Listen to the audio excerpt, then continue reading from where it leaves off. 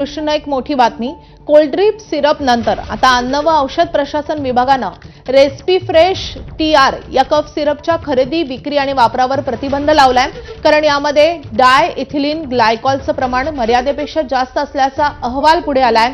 याआधी गुजरात, तामिळनाडू, तेलंगणा, उत्तराखंड च्या अन्न औषध प्रशासन विभागानं आधीच रेस्पी फ्रेश टीआर कफ सिरपवर प्रतिबंध लावलेला आहे। मध्य प्रदेशच्या छिंदवाडा येथील बालकांच्या मृत्यूनंतर राज्यातल्या दवा मार्केटमध्ये उपलब्ध असलेल्या सर्वच प्रकारच्या कफ सिरपचे नमुने घेऊन अन्न व औषध प्रशासन विभागाकडून त्यांची वैद्यकीय तपासणी केली जाते आणि त्यानंतर या कफ सिरपवरही आता प्रतिबंध घालण्यात आलाय, बंदी घालण्यात आली आहे।